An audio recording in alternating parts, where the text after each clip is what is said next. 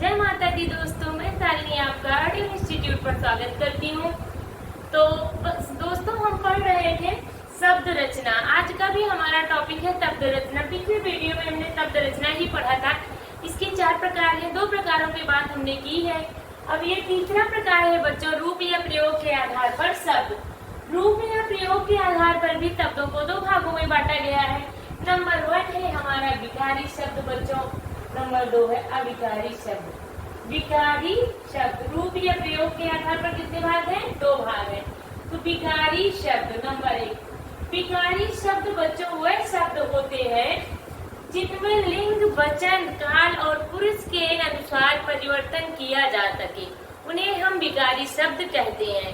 या यूं कह सकते हैं ऐसे शब्द जिनमें लिंग, वचन, पुरुष, काल के हिसाब से विकार उत्पन्न किया जा सके या परिवर्तन किया जा सके, उन्हें हम विकारी शब्द कहते हैं। विकारी शब्द में बच्चों संज्ञा, सर्वनाम, क्रिया, विशेषण आते हैं। इनके एग्जाम्पल लेते हैं। एक एग्जाम्पल से समझते हैं। जैसे बोल रहे हैं लड़का पढ़ रहा है, लड़का पढ़ रहा है। अब इसको हम ये भी लिख सकते हैं कि लड़की पढ़ रही है, तो लिंग के हिसाब से परिवर्तन हो गया, लड़की पढ़ रही है। या कुछ भी लिख सकते हैं, वह कल जाएगा, वह कल नहीं जाएगा, समय के अनुसार परिवर्तन। तो जितने जो है लिंग, वचन, कारक, पुरुष के काल के हिसाब से परिवर्तन हो जाए, उन्हें हम विकारी शब्द कहते हैं। नंबर 2 आता है बच्चों अविकारी शब्द। हमने एक वीडियो में विकारी अविकारी शब्द बहुत अच्छे से पढ़ा हुआ है। तो नंबर 2 हमारा आता है अविकारी शब्द। अविकारी शब्द बच्चों वो शब्द होते हैं जिनमें लिंग, वचन, काल के हिसाब से कोई भी परिवर्तन नहीं किया जा सकता है, उन्हें हम अविकारी शब्द कहते हैं। कह सकते हैं कि ऐसे शब्द जिसमें विकार उत्पन्न नहीं किया जा सकता है, उन्हें हम अविकारी या अव्यय कहते हैं, जिसको हम परिवर्तित नहीं कर सकते हैं लिंग, वचन, काल के अनुसार। इसमें बच्चों आते हैं ये अविकारी शब्द आपके 4 प्रकार के होते हैं।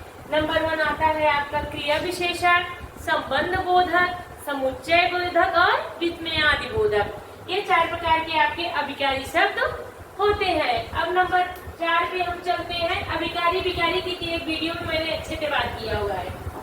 इसका शब्द जो है नंबर 4 है अर्थ के आधार पर शब्द। चौथा विभाजन इसका है अर्थ के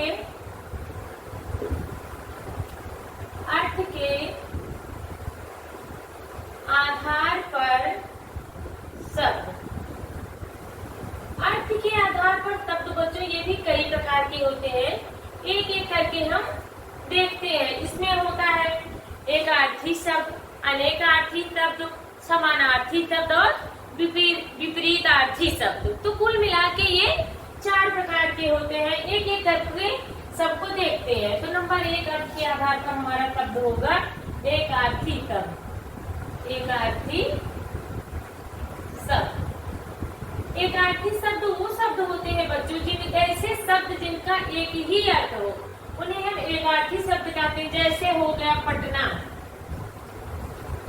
गंगा, पटना, सॉरी, राधा, मोहन, लाहौर। तो जिनका एक ही अर्थ हो उन्हें हम एकार्थी शब्द कहते हैं। नंबर 2 आता है हमारा बच्चों अनेकार्थी शब्द।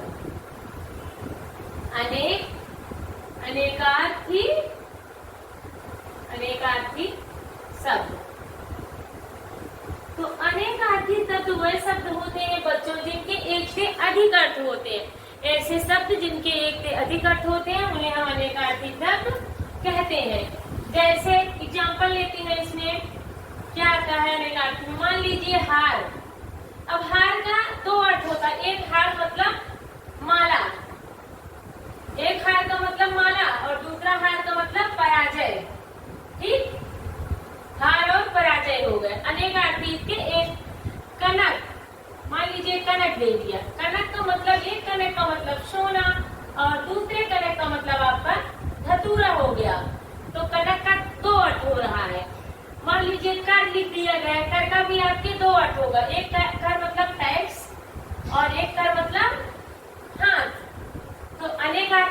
शब्द होते हैं जिनके एक से अनेक अर्थ होते हैं।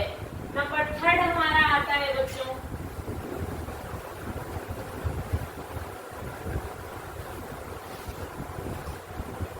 नंबर 3 पे हमारा आता है समानार्थी। नंबर 3 पे हमारा आता है बच्चों समानार्थी शब्द।